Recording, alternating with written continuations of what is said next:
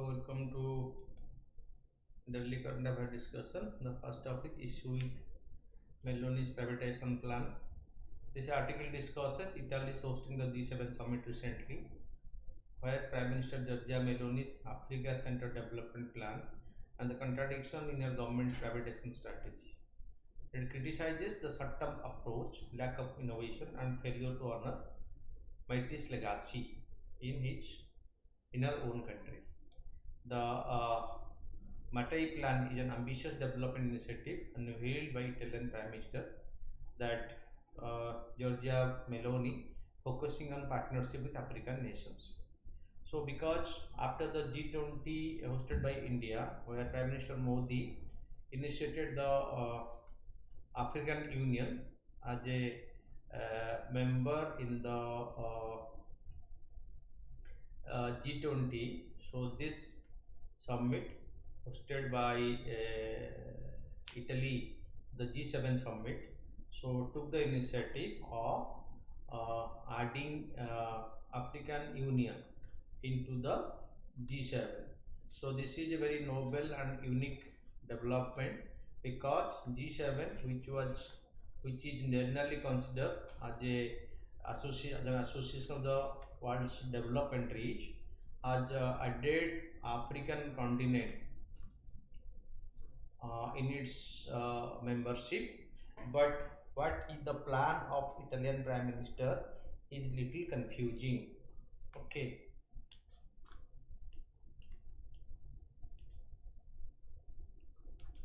So the named after Enrico Mattei, the founder of Italian oil giant Eni, the plan draws inspiration from the Mattei's 1950 policies, which disrupted the oil industry by offering more equitable profit sharing agreement to developing countries. So from where the oil will purchase, so they will be made partner in the development. The key objective, the plan targets international development with a focus on energy, growth and immigration.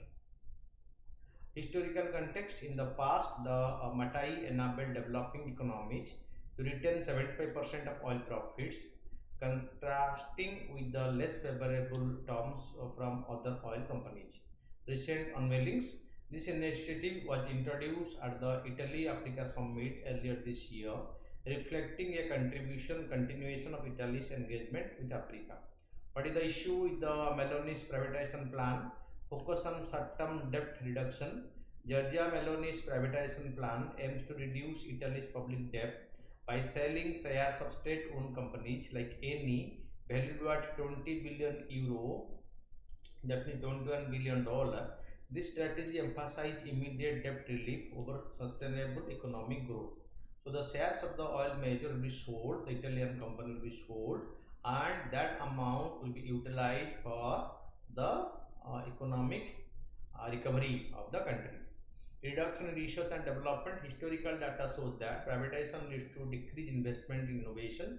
For example, after privatization, Telecom Italia reduced its R&D spending from 2% of its revenue to just 0.4%.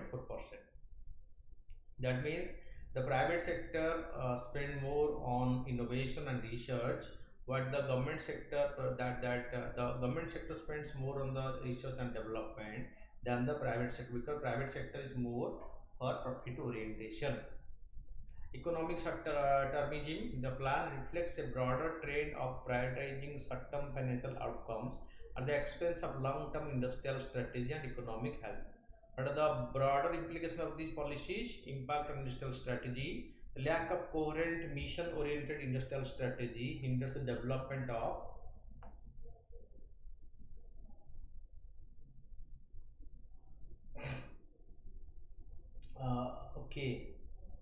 into the development of sustainable industries and technological capabilities, as seen in the decline of strategic sector post-privatization in 1990s.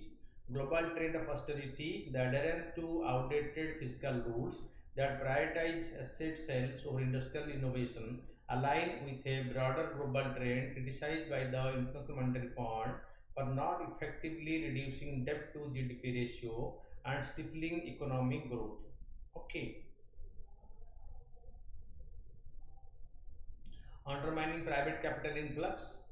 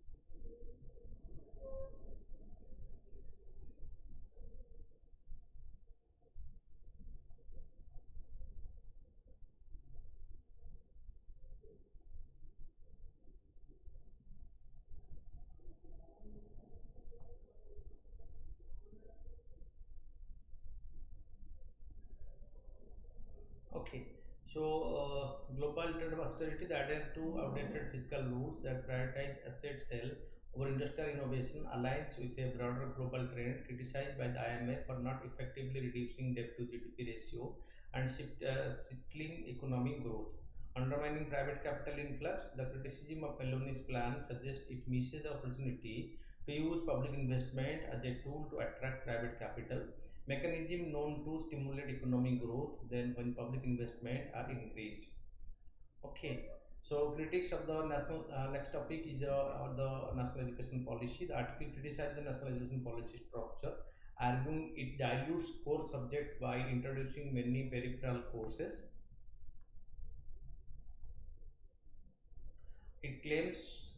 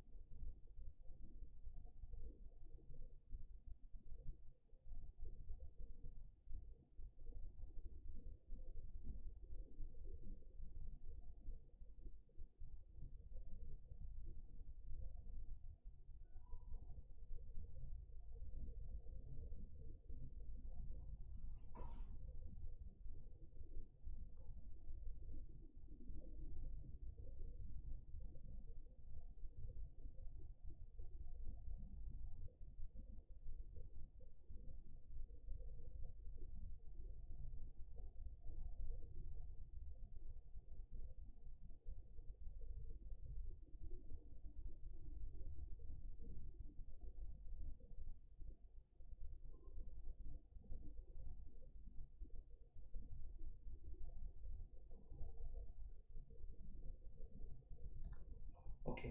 Then the article criticized the NEP structure, arguing it dilutes core subject by introducing many peripheral courses. Claims this creates bureaucratic burdens and reduces the depth of learning, ultimately failing to foster true academic and critical thinking skills. What are the major concerns related to the national education policy? Standardized credit system. The NEP introduced a credit-based 8-semester system intended for easier credit transfer. This approach is criticized for prioritizing standardization over educational depth. Reduction in syllabus content under the NP syllabi have been truncated. For example, Walt Whitman's poem Passage to India is now taught with only 68 lines instead of full 255 lines, limiting comprehensive understanding. Dilution of the core subject at St. Javiers University, Kolkata. Only one major core subject is taught per semester in economics honors alongside several non-core subjects. This dilution may lead to insufficient knowledge in the core field like economics. Administrative overload. The NEP requires numerous exams and continuous assessment per semester, adding significant bureaucratic administrative burdens for both students and the educators. The way forward involves evaluating NEP credit-based system to focus more on comprehensive core subject education. Reducing the number of non-core courses can improve students' depth of knowledge and academic standards. Stakeholders' feedback and should guide meaningful revisions for effective higher education. Then challenges faced by Indian company due to amendment in the foreign investment rules. The article discusses challenges faced by the Indian companies, especially startup, due to the 2019 amendment in the foreign investment rules, which requires the PN3 requirement government approval for investment from those countries bordering India. What are the challenges with the current foreign investment rules? Unclear definition. The term beneficial owner is not defined, leading to confusion. This has led to conservative interpretation by the Reserve Bank of India. Impact on the FOCC face restrictions similar to those imposed on non-residents. That this has caused issue with the downstream investment as seen in 2023 when many FOCC foreign investor companies received notice from the RBI regarding their compliance of the financial guidelines. Approval delays. The government approval process is slow and has high rejection rate. For example, proposal of 50,000 crore are pending, withdrawn or rejected, with 201 applications rejected in the past 3 years. High penalties, fines for non-compliance can be up to 3 times the investment, risking insolvency for startups. These companies often receive investment beyond their revenue, making fines particularly damaging to their financial asset as well as to their totally making their future black.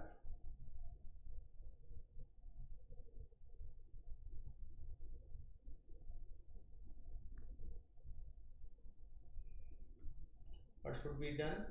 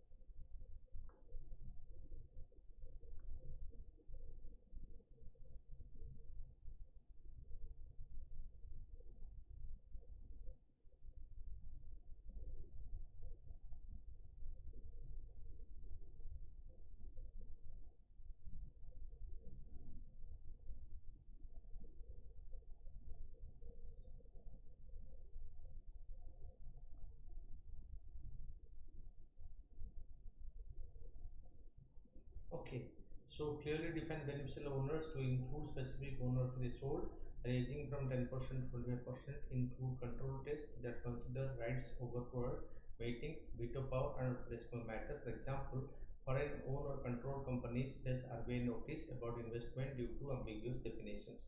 Consultation mechanism. Introduce a time-bound consultation process.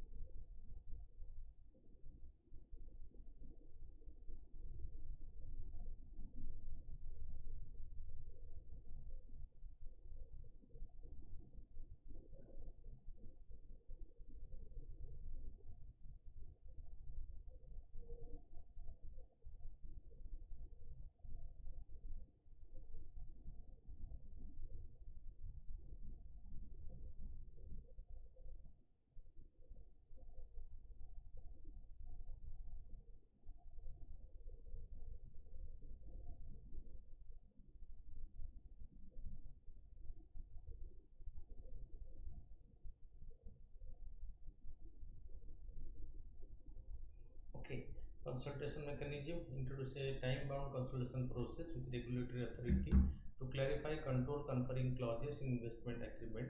This mechanism could help resolve ambiguity like Indian competition law. For example, industry practices, the legal advice to beneficial ownership have become conservative due to RBI strict interpretations. Then next is high food price despite slight decrease in inflation. The article discusses how food price in India, especially for the vegetable and pulses, remain high. Last month, despite a slight overall decrease in inflation, prices for items like tomatoes, onion, potatoes increased significantly, both at the retail and the wholesale level. Retail inflation is to 12-month low of 4.75% in May. Food price inflation remained high at 8.69%, driven by vegetable and pulses. Vegetable inflation stayed about 27% for 6 months, reaching 27.3% in May. Prices for tomatoes, onions, and potato increased by 1.5%, 0.5%, and 15.1% respectively. Cereal prices rose with rise up to 13%, wheat by 5.7%, and wheat flour by 4.7% year on year. Pulses price, including gram, dal, tur, urad, and moong, increased by 17%, 27%, 13%, and 8.5% respectively. What is the concern related to inflation in India? Urban area hit harder. Urban consumers are experiencing high food inflation with a recent high of 8.83% in cities and towns. Impact of weather on prices. The Indian Meteorological Department noted a rainfall deficit of 12% since the start of June, which could influence future food price despite predictions of an above normal monsoon. Then, then the Pranasthal, next topic, inaugurated on June 16. Pranasthal will be inaugurated on June 5 by President Jagdeep Dhankar. Pranasthal is an earmarked area within the Parliament House complex where key statues including that of Mahatma Gandhi, Chhatrapati Shivaji Maharaj, Bhimrao Ambedkar have been relocated from their original positions. Relocation with Speaker's permission, the Parliament House complex falls under the jurisdiction of the Honorable Speaker of the Lok Sabha. The statues are being relocated within the complex with the Speaker's permission. Importance of the Pranasthal: provide detailed information about the freedom fighters. The Pranasthal will also feature modern technology to provide detailed information about the lives and contributions of our great freedom fighters, offering visitors a deeper understanding and appreciation of their legacy. Visitors can pay tribute to the leaders. This will be also serve as a place for visitors to pay their tribute to these esteemed leaders. Part of the redevelopment plan, relocation of the statue of the Mahatma Gandhi and Ambedkar as part of plan to redevelop the parliamentary bassinet after the construction of the new parliament building. Convenience of the visitors, the Pranasthal is being developed in such a way that visitors coming to visit the parliament complex view the statue of these great persons conveniently and get inspired by their life experiences. Then the Kashmir Kheer Bhavani Temples Festival. Amid heightened security following four recent terrorist attacks in Jammu and Kashmir, thousands of Kashmiri Pandits gathered at the Kheer Bhavani Temple in the Gandrebal district on Friday. It is a Hindu temple situated at the northeast of the Srinagar, Jammu Kashmir, India, in the Gandarbal districts that Turmulla. A deity worshipped. This temple is a home to goddess Durga, who is worshipped in the form of Ma Ragini. The term kheer refers to milk and rice pudding that is offered as to propitiate the goddesses. Historical mention: there is a reference of the Kheer Bhavani in the Kalanas, Rajtarangini, and the Brigu Saita.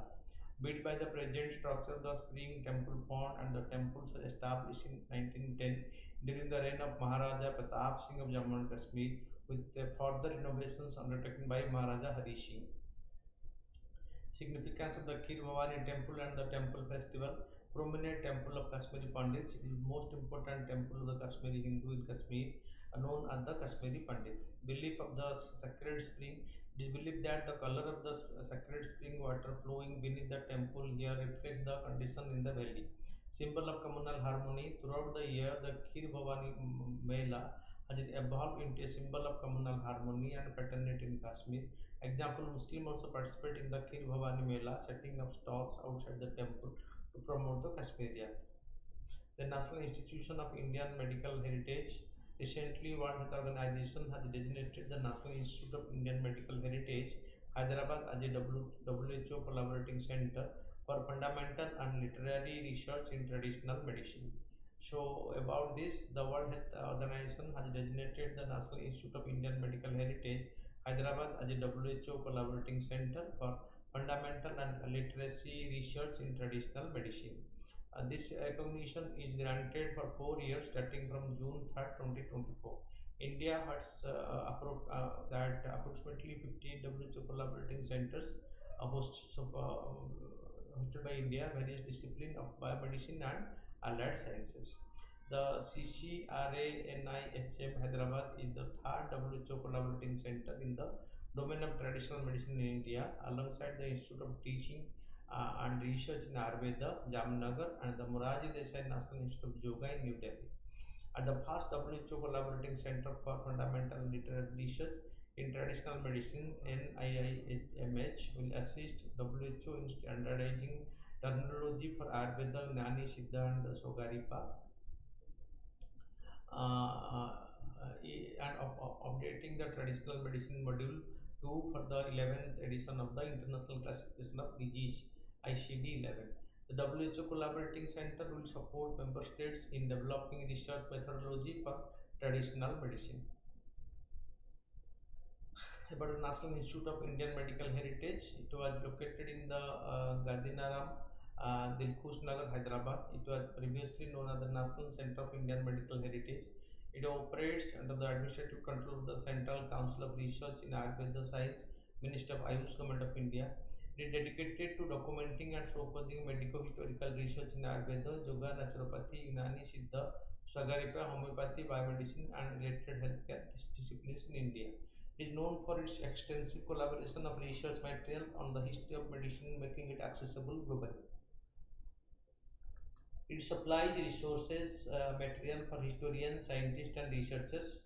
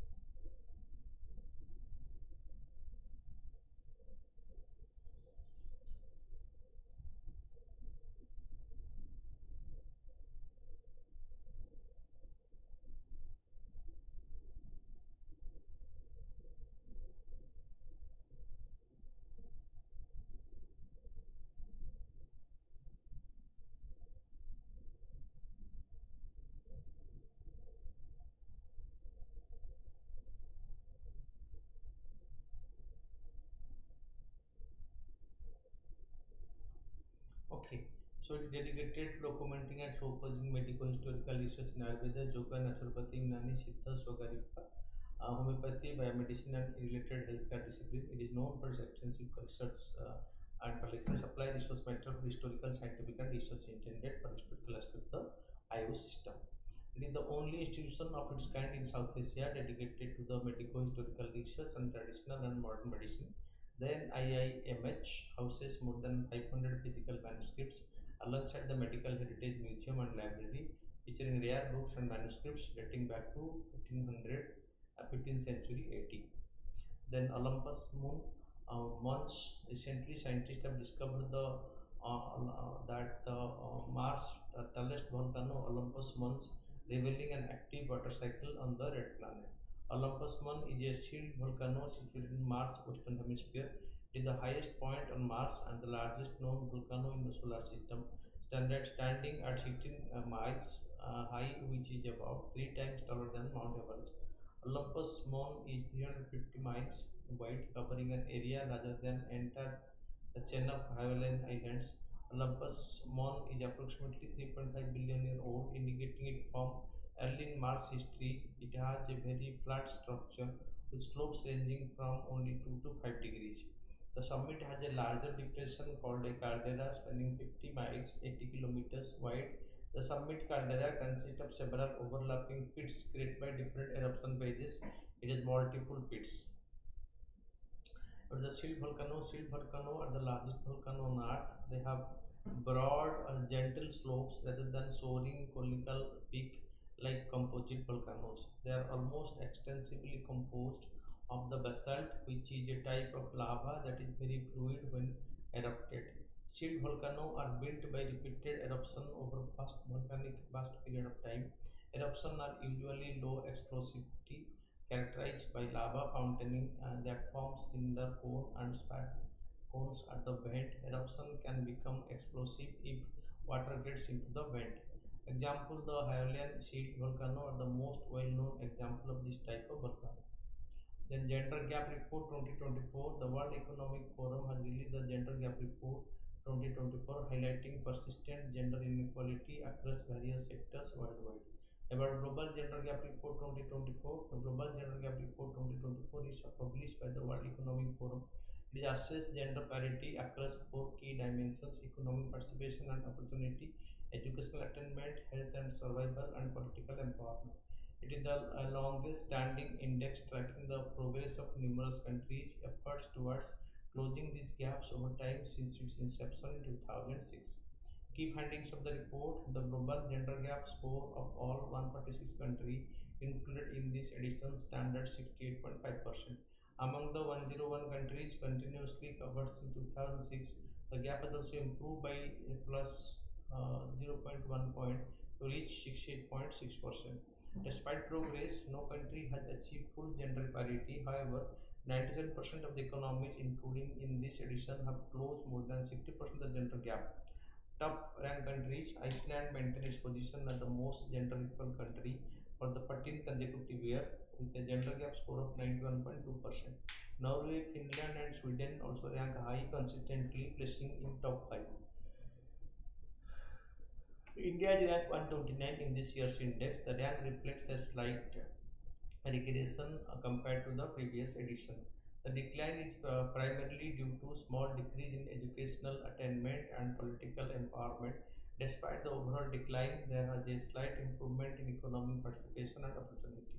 India ranked the third lowest among Asian Indian economy. India fares worse than Bangladesh, Nepal, Sri Lanka, and Bhutan in the index. That is what gender gap index is very deplorable picture for India. Then the Santami community, Satnami. The Satnami community in Chhattisgarh protested the discretion of a sacred structure, leading to violence where they attacked the SP office, torched vehicles, and threw stones at police personnel. Who are the Satnamis? The Satnamis, a significant scheduled caste community in Chhattisgarh, traced their root back to Bir Bhan of the Narlaw, Haryana, who founded the sect in 1657. They follow the teachings of Saint Ravidas and prioritize honesty, justice, and proper acting. Satnamis hold Mini Mataj in high regard as she was the first female member of the Parliament of Chhattisgarh, winning the 1955 by election to enter the Lok Sabha. More about the Satnamis. Satnami revolt of 1672, a rebellion against the Mughal rule led by Satnami. Go. No, sir. May I go?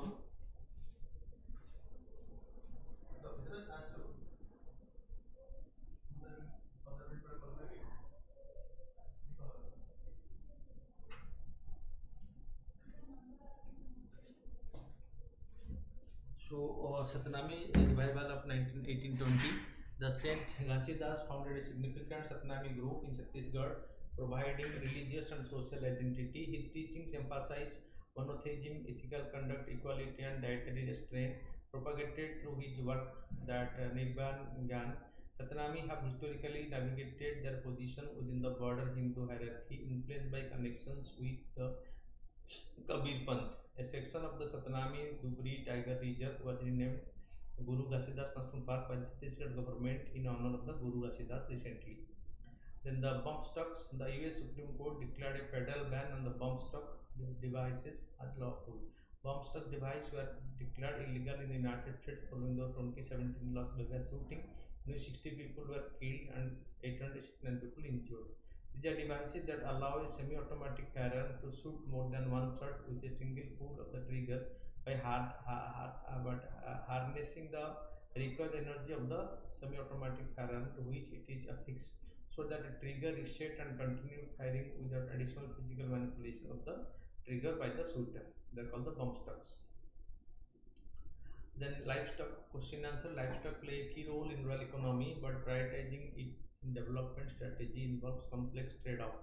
Livestock play a crucial role in rural economy, contributing significantly to income, employment, and food security. Definitely. So, animal rearing is a very old and traditional activity in most of the economy as well as in India. So, in India, the livestock sector contribute to the total agriculture and allied sector value increased from 24.38% in 1914-15 to 31.19% in 2021. The sector supports over 1.3 billion people globally with a substantial impact in India, where it is backbone of many rural households. Livestock key role in rural economies, economic benefits, income generation. Livestock sales and animal products like meat and egg provide significant income for rural household. For example, in India, dairy alone employ over 8 crore farmers, contributing 5% of the national economy. Employment opportunity. The sector creates jobs across the value chain from production to processing and marketing. For example, the dairy sector in states like Punjab and Gujarat had boosted employment, particularly for women and youth. Financial security. Livestock act as a financial asset and safety net in times of economic distress. For example, during the COVID-19 pandemic, livestock sales provided critical support for rural family, states like Bihar and Odisha. Contribution to crop production. Livestock provides diet, duff, power, and manure, enhancing crop productivity and the soil fertility. For example, Uttar Pradesh drought animals are vital for ploughing fields and transporting goods, supporting agricultural activity. Value addition, processing animal products into cheese, butter, and leather latter increases market value and support the local economy. The traditional leather goods from Kanpur, Uttar Pradesh are significant export items, boosting rural economy. Kanpur shoe is a famous brand not only in India but around the world. Trade-off in the prioritizing livestock, environmental concern, resource depletion. Intensive livestock farming can lead to overgrazing, soil degradation, and deforestation. For example, overgrazing in Rajasthan has contributed to desertification.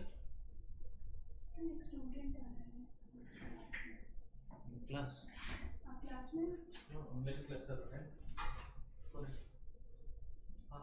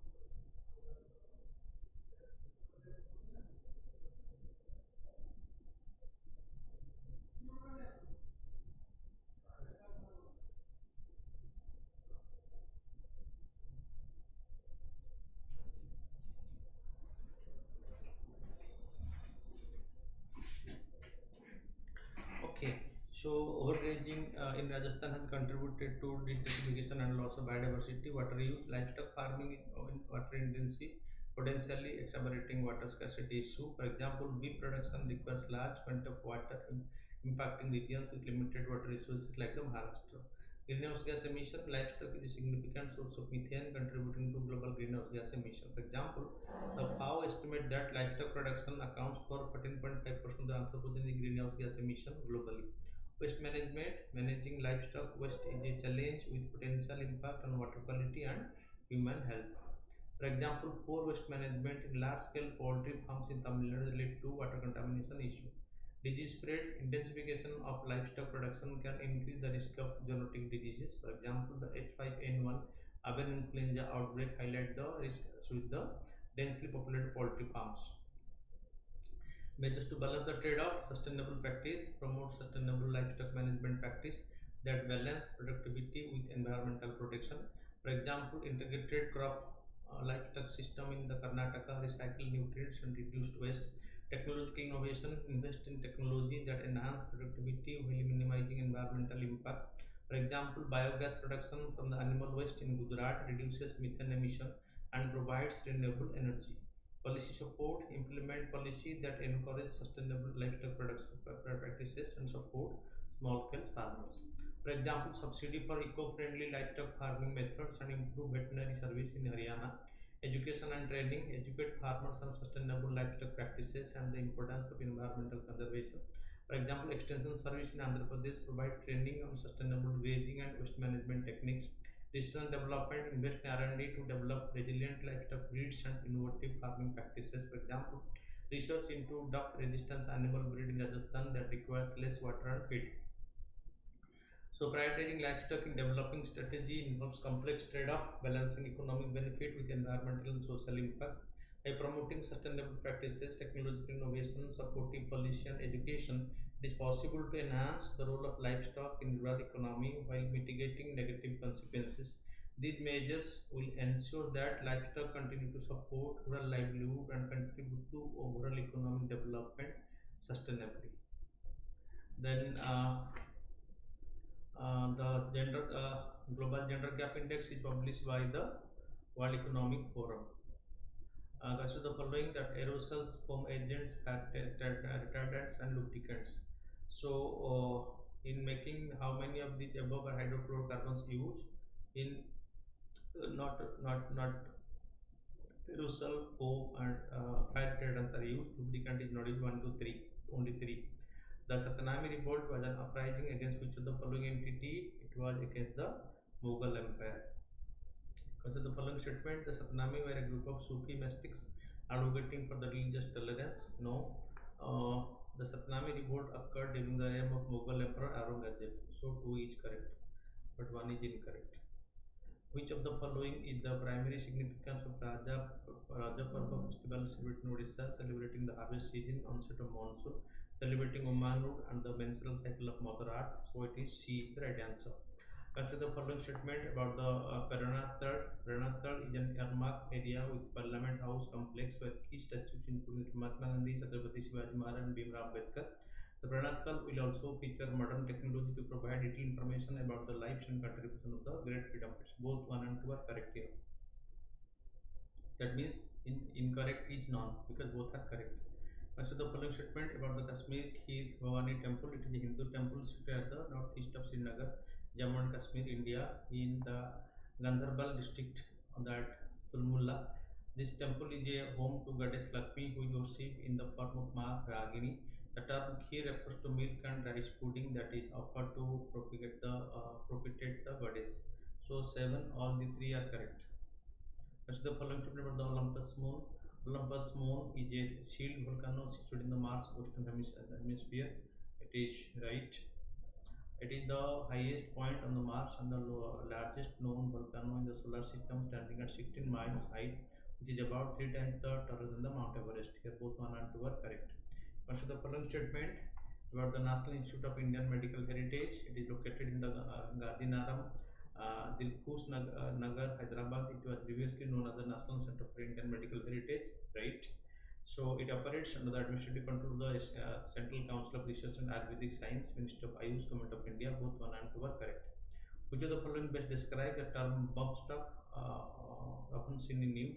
Bump stock, it allow weapon, it is an abroad drug, no. It is allow weapon to fire at nearly the rate of machine gun without technically converting it to a fully automatic firearm. So the right answer, which was gun culture in USA, so that's why government has banned it in USA.